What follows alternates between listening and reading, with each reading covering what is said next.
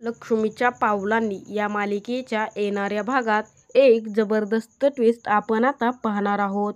तर आता राहुल, रोहिणी आणि नैना या तिघांनी मिळून अद्वैतचा ॲक्सिडेंट घडवून आणलेला असतो आणि त्यामध्ये राहुल आणि रोहिणीने नैनाला चांगलंच अडकवलेलं असतं। सर्व आळ नैनावरती ढकललेला असतो आणि त्याचमुळे अद्वैतने नैनाला घराबाहेर काढलेलं असतं। तर आता अद्वैत कलाच्या खूप मोठ्या भांडणामुळे ते दोघेजण डिवोर्स घेणार असतात आणि आता मालिकेमध्ये खूप मोठा ट्विस्ट येत सरोज आता कलाची माफी मागणार असते आणि कलाला अद्वैतच्या आयुष्यामधून निघून जाऊ नकोस असं सांगत असते आणि तिथे सरोज चक्क कलाला शरण गेलेली असते। तर आता अद्वैत नैनाला घराबाहेर कसं काढणार व सरोज आता कलाची माफी कशी मागणार व सरोज कलाला असं काय सांगणार हे आपण या व्हिडिओमध्ये पाहणार आहोत। तर व्हिडिओ शेवटपर्यंत नक्की पहा। तर इकडे मालिकेमध्ये कला तिच्या रूममध्ये बसलेली असते आणि इतक्यातच तिथे अद्वैत येतो। अद्वैत कलाला काही बोलणार असतो इतक्यातच तिथे अंजू येते आणि म्हणते, अद्वैत सर, आपला ड्रायव्हर म्हणाला आहे की तुमची गाडी नीट व्हायला उशीर लागेल। ॲक्सिडेंट खूप जोराने झाला असल्यामुळे गाडीला नीट व्हायला जरा उशीर लागेल। तेव्हा कला म्हणते, ॲक्सिडेंट? आणि ॲक्सिडेंट कुणाचा झाला होता? कसं काय झाला अद्वैत? तू ठीक तरी आहेस ना? तेव्हा अद्वैत म्हणतो, हो मी ठीक आहे। तर आता हा ॲक्सिडेंट राहुल, रोहिणी आणि नैना या तिघांनी मिळून घडवून आणलेला असतो, परंतु त्यामध्ये रोहिणी आणि राहुलने नैनाला अडकवलेलं असतं आणि सर्व आळ नैनावरती ढकललेला असतो। तर इकडे संगीताला सरोजने फोन केलेला असतो आणि ती नैनाने केलेली सर्व करामत संगीताला सांगत असते। संगीता म्हणते, काय आता या नैनीने आणखीन एवढं मोठं कारस्थान करून ठेवलं का? अरे माझ्या देवा, या मुलीला जन्मतानाच तू का मारलं नाहीस? सरोज म्हणते, आता तुमच्या नैनाने सर्व हद्द पारच केले आहेत। मी त्या नैनीची आई आहे याची मला खूप लाज वाटत आहे। आमची कला तर ठीक आहे ना?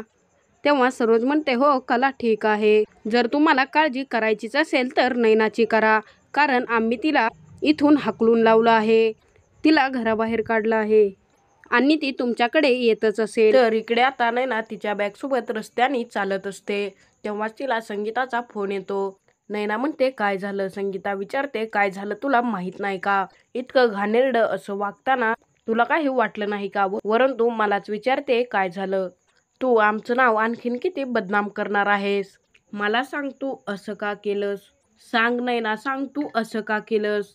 तेव्हा नैना म्हणते, तुम्हा सर्वांना माझ्यापासून इतकी प्रॉब्लेम आहे तर तू मला परत कॉल करू नकोस। तुमची ही मुलगी आता मेली आहे। त्यानंतर नैना फोन ठेवते। तर इकडे कला तिच्या रूममध्ये बसलेली असते। इतक्यातच सरोज येते आणि कलाच्या खांद्यावरती हात ठेवते। कलाला वाटतं अद्वैतच आहे। कला म्हणते, अद्वैत, मी तुला एकदा सांगितलं ना, तू मला एकटं सोड। तेव्हा सरोज म्हणते, अगं कला, मी आहे। कला म्हणते, सरोज मॅम तुम्ही इथे? इतक्यातच तिथे अद्वैत आलेला असतो। तेव्हा सरोज अद्वैतला म्हणते, अद्वैत तू काळजी करू नकोस, मी कलाला काही दुःख पोहोचवायला आलेली नाहीये, तू काळजी करू नकोस। तेव्हा कला म्हणते, मला माफ करा, मला वाटलं अद्वैतच आहे। तेव्हा सरोज म्हणते, सॉरी तर मला म्हणायला पाहिजे कला, माफी तर मला मागायला पाहिजे, कारण माझ्या इतक्या मोठ्या गैरसमजांमुळे मी तुला एवढ्या दुःखात टाकलं।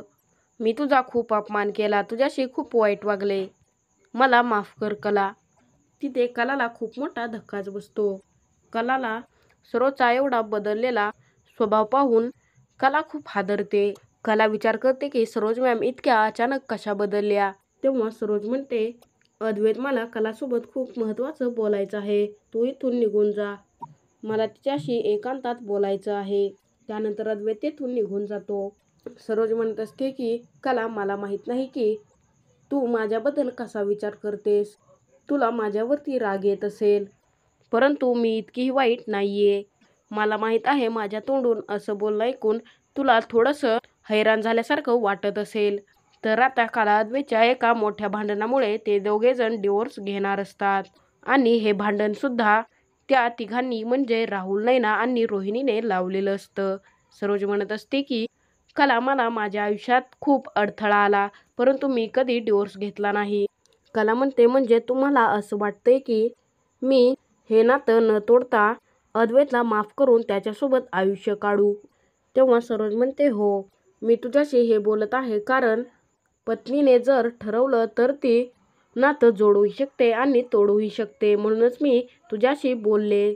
आता अद्वैतचं आणि तुझं नातं तोडायचं की वाचवायचं हे तुझ्या हातामध्ये आहे. म्हणून आता कोणताही निर्णय घेण्याआधी तुझं डोकं शांत ठेव आणि विचार करून घे. मी फक्त एवढंच बोलण्यासाठी तुझ्याकडे आले होते.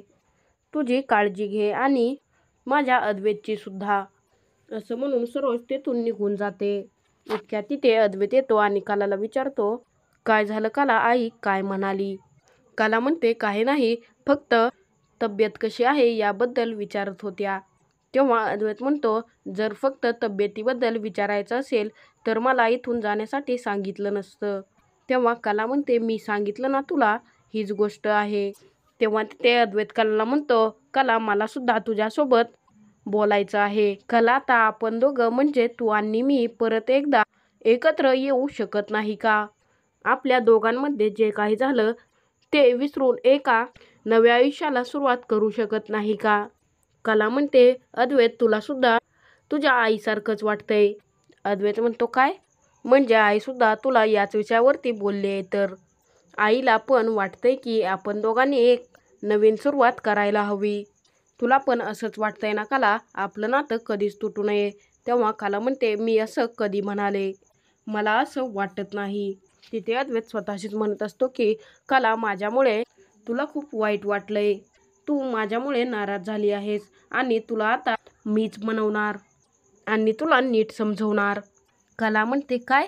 अद्वैत म्हणतो, काही नाही. तर आता प्रदीपचं पहिलं प्रेम गायत्री तिची मुलगी चांदेकरांच्या घरी आलेली असते आणि सर्व चांदेकरांनी तिला एक्सेप्ट केलेलं असतं.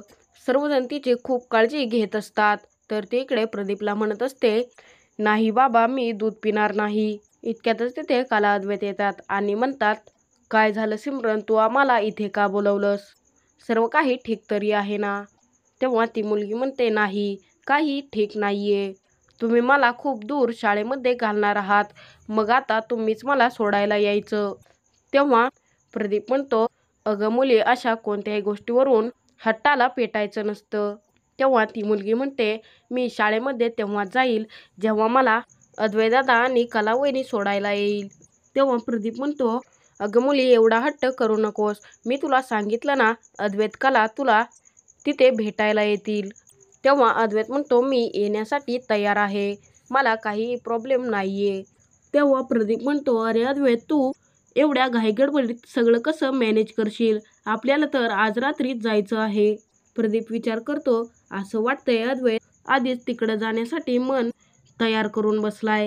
त्याला आधीपासूनच तिकडं जावंसं वाटतंय. त्याने आधीची तयारी केली आहे वाटतं. तर आता अद्वैत आणि सिमरनने हा प्लॅन केलेला असतो आणि तिला म्हणायला लावलेलं असतं की जर तुम्ही दोघे म्हणजे कला अद्वैत मला सोडायला आला नाहीत तर मी शाळेमध्ये जाणार नाही. आणि अद्वैत सांगत असतो की जर असं झालं तर मला आणि कलाला एकत्र घालवण्यासाठी थोडा वेळ मिळेल. आणि आता अद्वैत आणि त्या मुलीचं प्लॅनिंग ठरलेलं असतं. अद्वैत त्या मुलीला म्हणत असतो की हे आपलं सिक्रेट आहे आणि तू आता हे कुणालाच सांगायचं नाही. तर आता कला अद्वैत मिळून त्यांचा टाइम कसा घालवणार व ते दोघेजण एकमेकांना डिवोर्स देणार का, हे आपण येणाऱ्या व्हिडिओमध्येच पाहणार आहोत. लक्ष्मीच्या पावलांनी या मालिकेचे येणारे जबरदस्त ट्विस्ट आणि पुढील भाग पाहण्यासाठी आपल्या चॅनलला सबस्क्राईब करा.